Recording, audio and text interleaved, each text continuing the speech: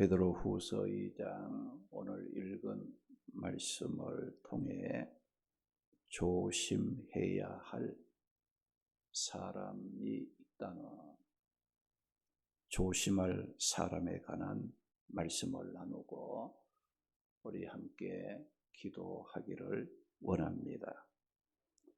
오늘 본문 17절에 보게 되면 이 사람들은 이라는 말씀이 나오는데, 이 사람들은 누구를 가리키는 말인가?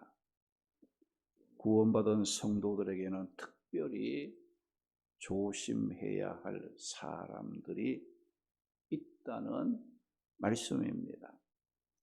이 사람들은 생명의 길, 주께로 나아가는 것과 진리의 말씀을 떠나서 탐심과 음란의 미혹이 되어 따랐던 거짓 교사들을 가리키는 말입니다. 그러면 이 베드로는 왜 이 사람들을 조심해야 한다고 했습니까? 오늘 17절 말씀에 보면 이 사람들을 가리켜 뭐라 했습니까? 이 사람들은 물 없는 샘이요 강풍에 밀려가는 안개와 같다고 말씀했어요. 베드로는 이 사람들을 가르쳐 물이 없는 샘이라고 했고, 강풍에 밀려 다니는 안개와 같은 사람이라고 말을 했습니다. 그러면 물 없는 샘이라는 말은 무슨 뜻이냐?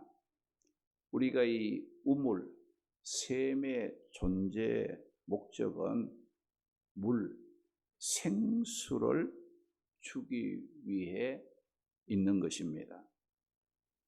그런데 우리가 삶이 피곤하고 지친 사람들이 샘에 와서 솟아나는 물, 이 생수를 마심으로 갈증을 해소하고 또 새 힘을 얻게 하는 것이 샘의 존재 목적이요 샘이 해야 하는 역할입니다. 그런데 이런 샘의 역할을 못하는, 물이 없는 샘이 되었다는 거, 얼마나 우리가 맞지 않는 그런 그 일입니까? 오늘 이 말씀에 거짓 교사를 가르쳐서 물 없는 샘이라고 했어요. 우리가 물이 없다는 것은 뭘 말합니까? 갈증을 해소하고 싶어 물을 찾았는데 물이 없으니까 아무런 유익을 주지 못한다는 뜻으로 이 거짓 교사들의 그 가르침에는 생명이 없다는 거예요. 살리는 역사가 없다는 거예요. 그들은 우리의 삶에 무익한 존재라는 것을 여기 보면 이제 물 없는 샘으로 표현해 주고 있다는 겁니다. 우리 인간의 갈증을 시원하게 해결해 주실 유일한 분은 오직 예수 그리스도밖에 없다는 겁니다. 요한복음 4장 13절에서 14절 말씀 보게 되면 예수님께서 이 사마리아 수가성 여인에게 무슨 말했어요? 세상이 주는 이 물을 마시는 자마다 또다시 목마르고 또다시 목마르지만은 내가 주는 물을 마시는 자는 영원히 목마르지 아니하리니 내가 주는 물은 속에서 영생하도록 솟아나는 샘물이 되리라. 그 말씀을 했어요. 그런데 오늘 이 말씀에 이 사람들, 거짓 교사들은 생명이신 예수 그리스도를 떠나 있는 자들이기에 그들의 가르침 속에는 생명이 없으므로 물 없는 샘, 죽은 샘이 되고 말았다는 겁니다.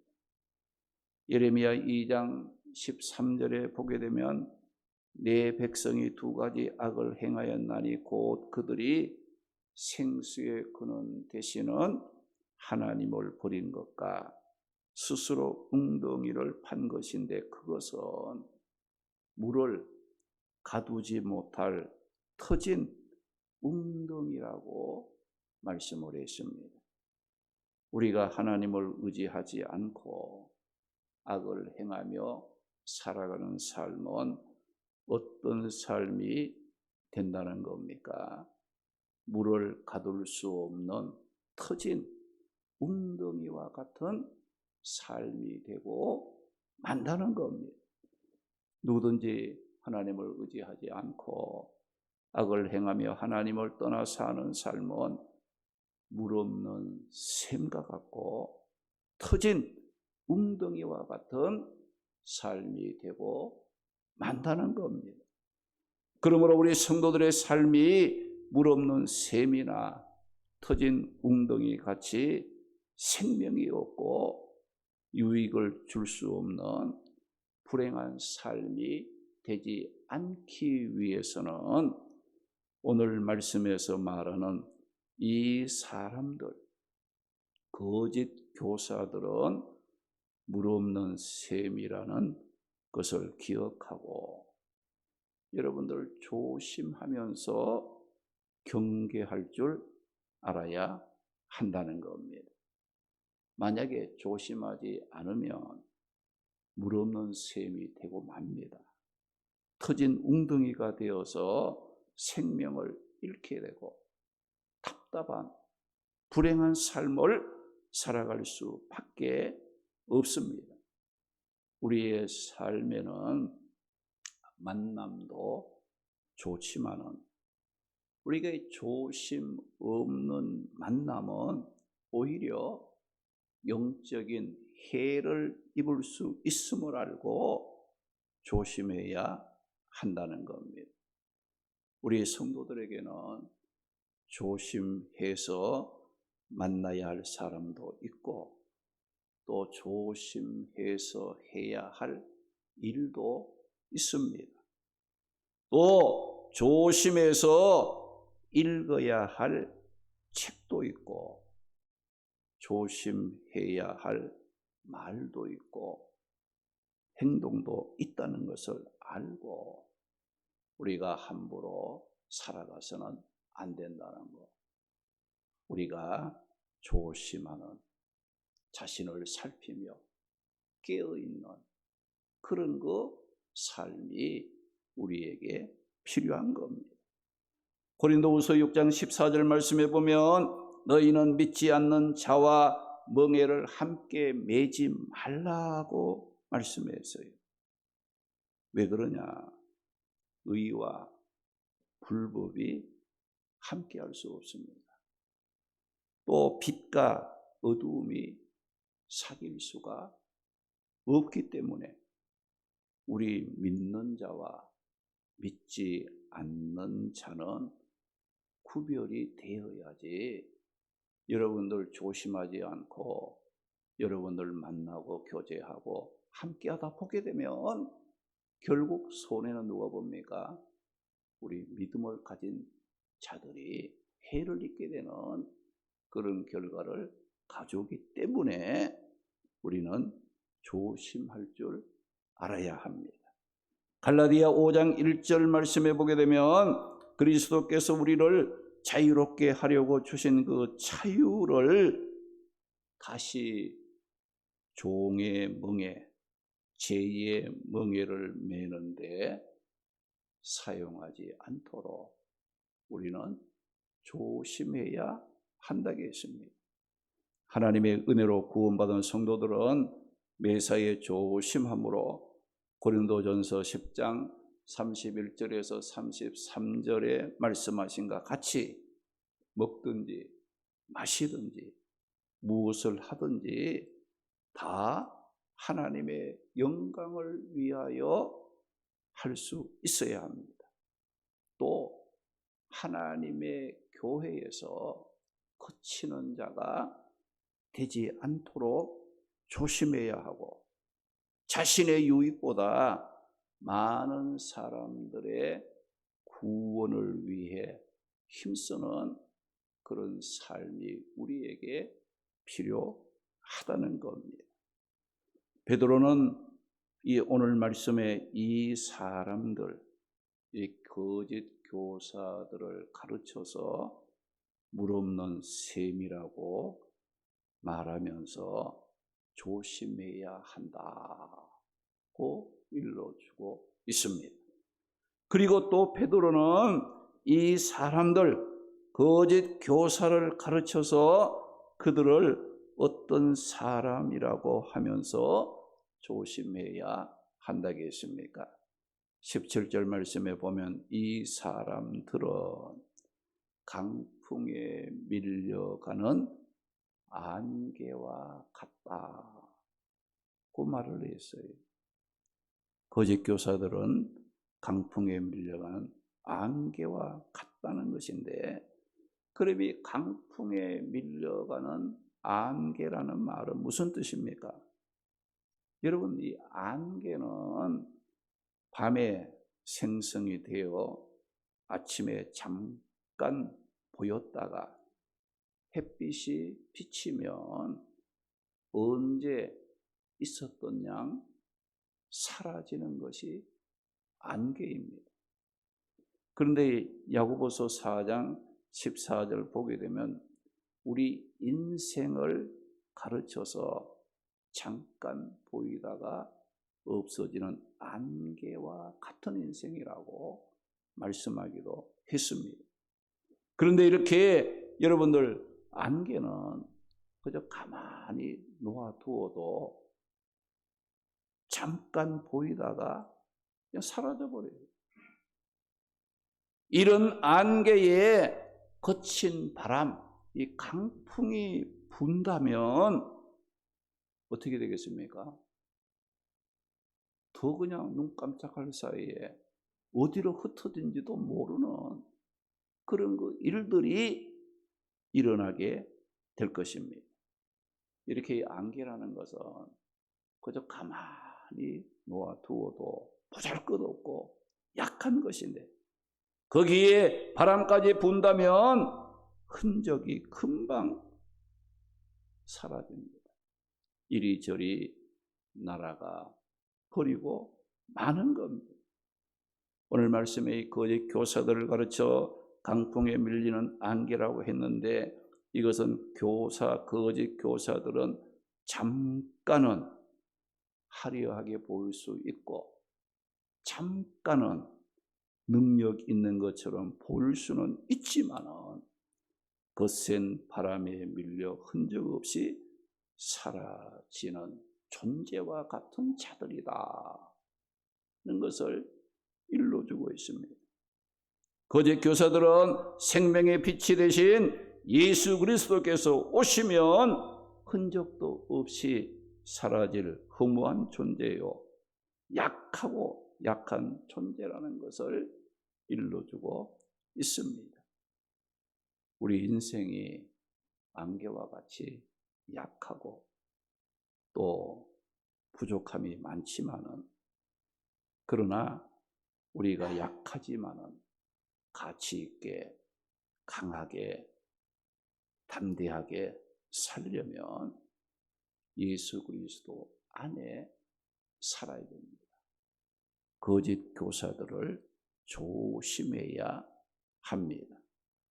오늘 보면 18절에 보게 되면 거짓 교사 그들은 허탄한 자랑의 말을 토한다고 거기에 말씀을 했어요. 여러분, 허탄은 속이 비어 있는 것을 말합니다. 헛된 것을 말하고, 이 자랑은 가장 되게 부풀려서 이제 말하는 것을 가르치는데, 이 교사들은, 거짓 교사들은 가치도 없는 빈 말을, 헛된 말을 마치 크게 유익하고 가치가 있는 것처럼 부풀려서 유혹하는 이 속성을 가지고 있다는 겁니다. 그래서 이 사람들이, 거짓 교사들이 그 입에 발린 빈 거짓말에 잘 속아 넘어가게 되는 겁니다. 특별히 죄악 세상에 살다가 막 예수 그리스도를 영접하고 교회의 일원이 된 초신자들을 이 거짓 교사들은 육체의 정욕으로 유혹하여 다시 세상 죄악에 빠지게 만들어 버리는 이런 일을 서슴지 않고 하고 있습니다. 그래서 우리 구원받은 성도들은 정신을 차리고 깨어서 이런 거짓 교사들의 유혹을 조심할 수 있어야 합니다. 그런데 오늘 이 말씀에 보면 이런 거짓된 교사들을 위해서 무엇이 예비되었다고 말씀합니까? 17절 말씀 보니까 그들을 위하여 캄캄한 어둠이 예비되었다고 말씀하고 있습니다. 여기 캄캄한 어둠은 뭘 말하느냐? 거짓된 교사들이 영원히 갇히게 될 지옥을 말하는 겁니다. 그리고 예비되었다는 말은 뭐냐? 이 완전하다, 끝마치다는 뜻으로 이 거짓된 교사들에 대한 하나님의 심판이 이미 확정이 되고 준비 완료되었으므로 거짓된 자들은 반드시 심판을 받아 형벌을 받게 된다는 것을 일러주고 있는 말입니다. 계시록이 이제 20장 10절 보게 되면 또 그들을 미혹하는 마귀가 불과 유황못에 던져지니 거기는 짐승과 거짓 선지자도 있어 세세토록 밤낮 괴로움을 받으리라고 말씀을 하고 있습니다. 거짓 교사들은 말로는 가치가 있고 유익한 말을 하지만 그들은 누구의 종이라겠습니까? 오늘 19절에 보게 되면 그들은 멸망의 종이라고 말씀하고 있습니다. 이 거짓 교사들은 처음부터 마귀의 자식이기 때문에 멸망을 위해 일하는 멸망의 종들이라는 거예요. 여러분, 일을 해도 복된 일을 해야지 멸망을 위해 일하는 자들이 되면 안 된다는 겁니다. 또 19절에 보게 되면 누구든지 진 자는 이긴 자의 종이 된다고 거기에 말씀을 했습니다. 이 말은 거짓 교사들이 왜 멸망의 종인가를 설명해 주는 일종의 속담이기도 합니다. 진 자는 이긴 자의 종이 된다. 우리가 그 당시에 나라가 전쟁을 하게 되면 이 전쟁에 패한 그 패전국의 백성은 가차없이 승전국의 종으로 전락합니다. 아무리 하려 하고 잘나고 똑똑해도요, 나라가 전쟁하다가 그 나라가 패전하게 되면 이긴 자의 뭐가 되느냐? 종살이, 포로가 되어 비참한 그런 삶을 살 수밖에 없다는 겁니다. 그래서 진자는 이긴 자의 종이 된다고 한 거예요.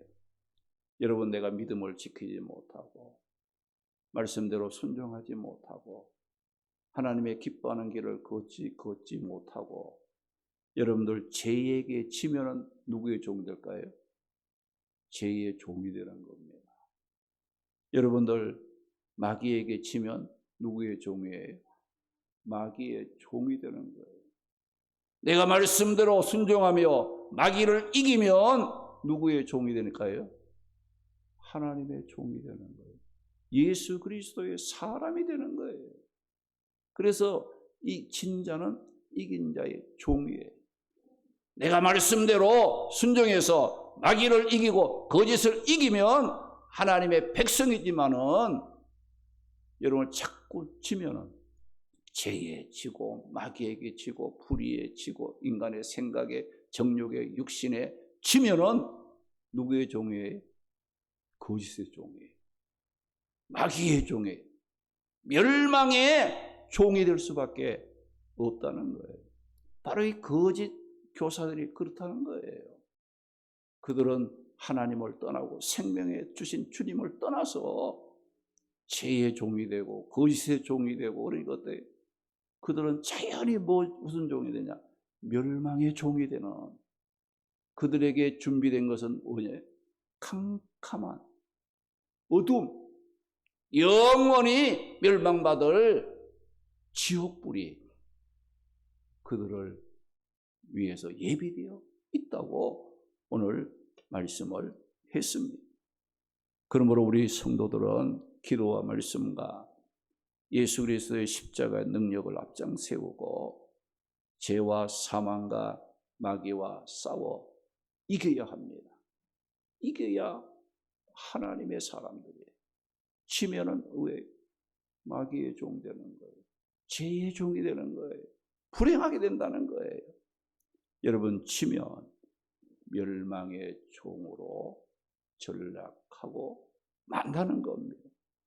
그래서 우리 성도들은 디모데후서 4장 7절 8절에 바울의 고백과 같이 주님께서 나를 위해 준비하신 의의 면류관을 바라보면서 달려갈 길을 마치기까지 선한 싸움을 싸우며 믿음을 지키는 일에 힘써야 합니다.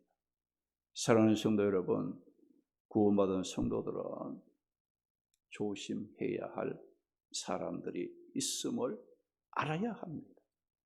거짓 교사들은 탐심과 음란, 육체적인 유혹으로 하나님을 믿고 따르는 성도들을 유혹해서 멸망에 빠뜨리는 일을 하는 자들입니다.